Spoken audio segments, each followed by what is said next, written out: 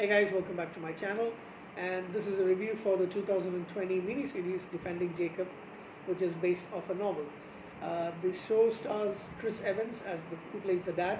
Jaden Martell plays Jacob, and you would have seen Jaden Martell in movies like It, Chapter 1 and Chapter 2. He plays Bill Denborough. And you also have Michelle Dockery, who I've never seen before in anything, but she does a very good job. Terry Jones, Pablo Schreiber, Petty Gabriel, Sakina Jaffrey, and J.K. Simmons. So, acting-wise, I don't think I can have any complaints on this particular movie this particular TV series, because it is an acting workshop. To be honest, I think everybody is on point in this particular television series. Mini-series. I keep saying television series. And the storyline has been changed slightly for the show, especially towards the end. But basically, it's about this young boy named Jacob, who is accused or rather, he's on trial for the murder of his classmate, who is named Ben.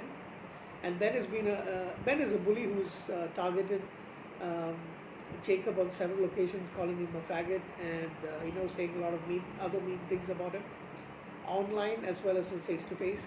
And well, a lot of people didn't really like Ben. However, killing a 14-year-old boy is, of course, completely not possible. The thing that makes it very awkward is that Jacob's father, played by Chris Evans, the name is Andy Barber. He is actually the leading assistant district attorney, who is initially in charge of the investigation until it's found out that his own son is the prime suspect. So of course he's removed from the case and he has to go on paid leave. So Neil Logudis, who is played by Pablo Schreiber, he's the one who's assigned the case.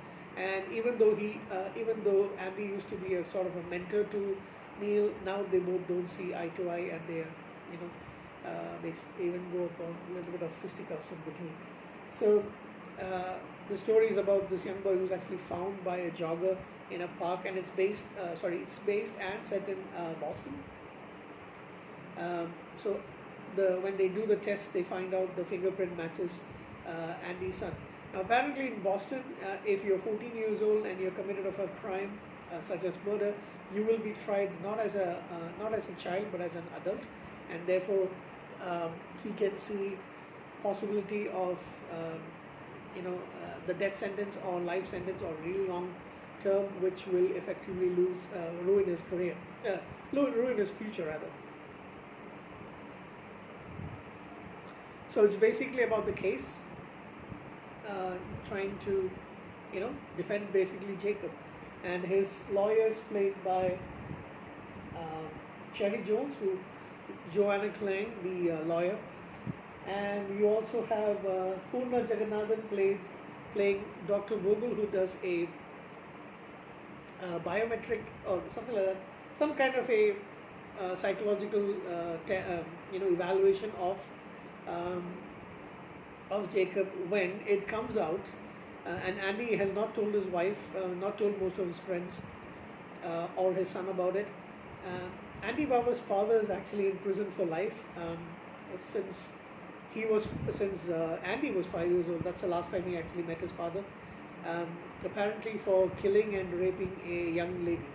So the press has a field day with this, saying that grandpa who is in prison for life has a grandson. Has he given him some tips and all that stuff? Who is accused of killing a young boy? So Jacob is let free to go on bail, and the case is supposed to be tried a few months later, by the time he will actually reach 15. So you'll see Jacob going through all the trauma of his friends and friends and classmates, discussing about him online, and he doesn't seem to be having too many friends. As I said, for one young girl named Sarah who feels sorry for him and decides to come over to his house and spend some time, since he basically is almost secluded in his house. They get an online tutor for him and all that. And the thing is, uh, there also is a suspicion of, this was the initial suspect of a registered sex offender who had not declared that, registered himself to be in that particular area, and he lives near the park. He jogs in the park, he walks in the park quite a lot. So Andy has all his his all his thoughts based on trying to get his son free, and looks at the the sex offender as a possible target, especially when he hears that there's another young man of around 16 or 17, who's been approached by the sex offender. So there's a lot of emotional stuff happening, a lot of drama, and it is a really good. I've been told I've read that several critics thought that it was kind of slow burning and it was a little bit overdrawn, but at the same time, I did not feel that. It's only 8 episodes, although some of the episodes are around 55 to an hour long. And I can actually say that I did not feel bored throughout this series at all. It is a really good watch. I managed to watch it over 2 days, Friday and Saturday. So I was really enthralled. The ending did kind of disappoint me a little bit. I think they did make changes from the novel, but even the novel, I think in the novel it's kind of like clear that makes there's more clarity about the actual killer, whereas in the series it's kind of left up for grabs. The father who is in prison also plays a role in later on in the show. So I don't want to spoil it for anybody, but I think I would highly recommend this particular television show. This is probably Chris Evans' best acting that I've ever seen. Bear in mind, I have not watched him in anything other than Marvel superheroes. Like, I've seen him the first, and at least I think so. I have. Oh yeah, I've only seen him in a couple of movies other than his Captain America roles.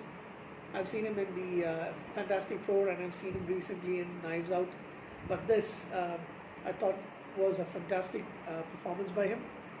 Like I mentioned earlier on, everybody does a really great job. J.K. Simmons is, of course, he's one of the best character actors I can think of. He's awesome in anything he does, but I rarely have seen him in something as menacing a role as this, even though he's completely in the prison during this time, but he does come across as being a dangerous person.